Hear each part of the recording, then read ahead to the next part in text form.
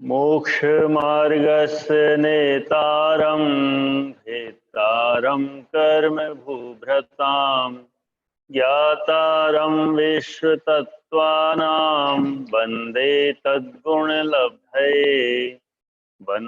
तद्गुणलब्धये।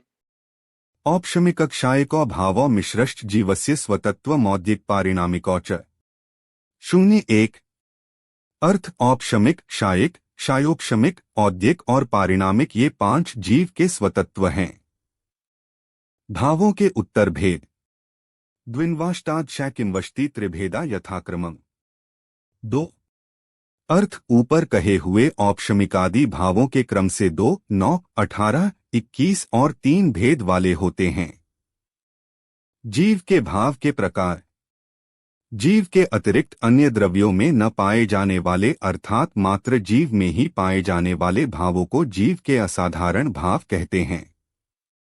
जीव के औपशमिकादि 5 भाव होते हैं एवं इन 5 भावों के परस्पर संयोग से उत्पन्न हुआ सान्निपातिक नाम का एक छठा भाव भी आचार्यों ने माना है। उदय से, उपशम से, क्षय से, क्षयोक्षम से और परिणाम से युक्त ऐसे जीव गुण हैं। जीव के 5 भाव हैं 1 औपशमिक, 2 क्षायिक, 3 क्षायोक्षमिक, 4 औद्यिक, 5 पारिणामिक। ये जीव के स्वतत्व हैं। ये भाव जीव द्रव्य को छोड़कर अन्यत्र कहीं नहीं पाए जाते हैं। इनमें सबसे कम जीव औपशमिक भाव में तथा सबसे ज्यादा जीव सर्वजीव परिणामिक भाव में पाए जाते हैं। औपशमिक भाव के 2, क्षायिक भाव के 9, क्षायोपशमिक भाव के 18, औद्यिक भाव के 21 और पारिणामिक भाव के 3 भेद हैं। इस प्रकार इन 5 भावों के कुल 53 भेद है। औपशमिक भाव। उपशम का अर्थ है दबना, मोहनीय कर्मों का दब जाना उपशम। आत्मा में कर्म की निज शक्ति का किसी कारण से कर्मों का प्रकट न होना उपशम है तथा उपशम से होने वाले भाव औपशमिक भाव है। जो कर्मों के उपशम से उत्पन्न होता है औपशमिक भाव कहते हैं, क्योंकि गुणों के साहचर्य से आत्मा भी गुण संज्ञा को प्राप्त होता है। धवला 1/162। प्रतिपक्षी कर्म का उपशम होने पर औपशमिक भाव होता है। जैसे कतक फल या निर्मली के डालने से मैले पानी का मैल नीचे बैठ जाता है और जल निर्मल हो जाता है, उसी प्रकार परिणामों की विशुद्धि से कर्मों की शक्ति का अनुद्भूत प्रकट न होना रहना उपशम है तथा उपशम जिसका प्रयोजन है वह औपशमिक भाव है। राजवार्तिक 1:6। क्षायिक भाव। कर्मों की अत्यंत निवृत्ति को क्षय कहते हैं। मोहनीय कर्मों का आत्मा से नष्ट हो जाने को क्षय कहते हैं। क्षय को प्राप्त हो जाने से होने वाले भावों को क्षायिक भाव कहते हैं। क्षायिक भावों में चारों घातिया कर्मों का निमित्त होता है। कर्मों का क्षय होने पर उत्पन्न होने वाला भाव क्षायिक भाव है तथा कर्मों के क्षय के लिए उत्पन्न हुआ क्षायिक भाव है। जैसे जिस जल का मैल नीचे बैठा हो उसे यदि दूसरे पवित्र पात्र में रख दिया जाए तो उसमें अत्यंत निर्मलता आ जाती है, उसी प्रकार आत्मा से कर्मों की अत्यंत निवृत्ति होने से जो आत्यंतिक विशुद्धि होती है वह क्षय कहलाती है तथा कर्मों का क्षय जिसमें प्रयोजनभूत है वह क्षायिक भाव है। राजवार्तिक 2। क्षयोक्षमिक मिश्र भाव।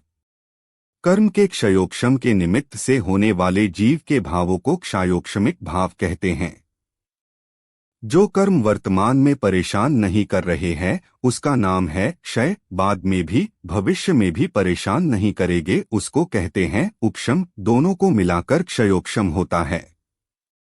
क्षय के 2 अर्थ होते हैं, एक अर्थ है समाप्त हो जाना तथा दूसरा अर्थ है कर्मों का उदय नहीं आना। यहाँ क्षय का अर्थ है उदय में नहीं आना।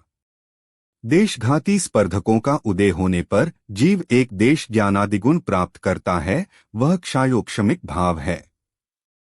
सर्वघात स्पर्धकों के उदय के अभाव रूप जो क्षय है उस क्षय सहित उपशम और उनके देशघाती स्पर्धकों का उदय सो क्षयोक्षम, ऐसे समुदाय से क्षयोक्षम भाव कहा है। इसमें कर्मों का मिश्र भाव होने से मिश्र भाव भी कहते हैं। क्षीणाक्षीण मद शक्ति वाले कोदों के समान उभयात्मक परिणाम को मिश्रभाव कहते हैं। जैसे जल से प्रक्षालन करने पर कुछ कोदों की मद शक्ति कुछ क्षीण हो जाती है और कुछ अक्षीण, उसी प्रकार यथोक्त क्षय के कारणों के सन्निधान होने पर कर्मों के एक देश क्षय और एक देश कर्मों की शक्ति का उपशम होने पर उभयात्मक मिश्र भाव होता है। क्षय व उपशम प्रयोजन होने से क्षयोपशमिक भाव होता है। राजवार्तिक 3:6। औद्यिक भाव कर्मोदय के निमित्त से होने वाले जीव के भावों को औद्यिक भाव कहते हैं। कर्मों के फल देने की शक्ति को उदय कहते हैं। उदय से होने वाले भावों को औद्यिक भाव कहते हैं। जीव चाहे राग करे, द्वेष करे, माया करे, किसी का अच्छा करने का भाव भी होना औद्यिक भाव है। कर्म में फलदान का सामर्थ्य प्रकट होना उदय है। उदय में जो हो वह औद्यिक भाव है। कर्मों के उदय में 8 कर्मों का निमित्त होता है। पारिणामिक भाव पारिणाम स्वभाव जो जीव का अपना स्वभाव है वह पारिणामिक है। कर्मों की उपाधि से रहित ऐसा जो परिणाम में हुआ भाव है वह पारिणामिक भाव है। जिस भाव में द्रव्यात्म लाभ मात्र ही हेतु होता है, अन्य किसी भी कर्म के उपशम आदि की अपेक्षा नहीं है, वह परिणाम कहलाता है और परिणाम ही जिसका प्रयोजन है वह पारिणामिक भाव है। राजवार्तिक 5-6। जो कर्मजनित औद्यिकादि भावों से अतीत है तथा मात्र ज्ञायक भाव ही जिसका विशेष आधार है वह जीव का पारिणामिक भाव है और अचेतन भाव शेष द्रव्यों का पारिणामिक भाव है। जो क्षायकादि चारों भावों से व्यतिरिक्त जीव अजीवगत भाव है वह पारिणामिक भाव है। धवला 5/185। यह सर्व जीवों में होता है, सिद्ध भगवान के भी होता है।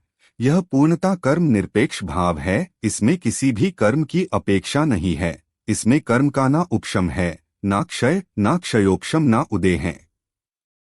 यह गुणास्थानातीत है। औपशमिकादि भाव वाले जीवों की संख्या। औपशमिक भाव वाले जीव पल्योपम के असंख्यातवें भाग प्रमाण हैं, क्योंकि चौथे गुणस्थान से 11वें गुणस्थान वाले जीव इस भाव के स्वामी हैं। क्षायक भाव वाले संसारी जीवों की अपेक्षा असंख्यात हैं, क्योंकि ये चौथे गुणस्थान से 14वें गुणस्थान तक पाए जाते हैं तथा सिद्धों की अपेक्षा अनंत हैं। क्षयोपशमिक भाव वाले जीव अनंत हैं, क्योंकि ये पहले गुणस्थान से 12वें गुणस्थान तक पाए जाते हैं। औद्यिक भाव वाले जीव अनंत हैं, क्योंकि ये पहले गुणस्थान से 14वें गुणस्थान तक पाए। पारिणामिक भाव वाले जीव अनंतानंत हैं, क्योंकि यह भाव संपूर्ण संसारी जीवों एवं सिद्धों के भी पाया जाता है। सूत्र में जीवस्य पद यह सूचित करता है कि ये भाव जीव के ही हैं, अन्य द्रव्य के नहीं। राजवार्तिक 22। सूत्रोक्त च शब्द से छठे सान्निपातिक भाव का ग्रहण होता है। वह सान्निपातिक भाव इन औपशमिक आदि भावों को पूर्वोत्तर रूप से संयोग करने पर बनता है। इनके संयोगों के द्विसंयोगी, त्रिसंयोगी, चतुः संयोगी और पंचसंयोगी ऐसे भेद होते हैं। पांचों भावों का काल। इन भावों की काल अपेक्षा 4 प्रकार से प्ररूपणा है। 1 अनादि अनंत, 2 अनादि शांत, 3 सादि अनंत और 4 सादि शांत। अनादि अनंत निधन जो अनादि से हैं और अनंत काल तक रहेंगे वह अनादि अनंत है। अभव्य जीवों के असिद्धता, धर्मास्तिकाय के गमन हेतुता, अधर्मास्तिकाय के स्थिति हेतुता, आकाश द्रव्य के अवगाहन स्वरूपता और काल के परिणमन हेतुता ये अनादि निधन भाव हैं। अनादि शांत जो अनादि से हैं लेकिन नष्ट होने वाले हैं वह अनादि शांत है। भव्य जीव की असिद्धता, भव्यत्व भाव, मिथ्यात्व, असंयम इत्यादि अनादि शांत भाव हैं।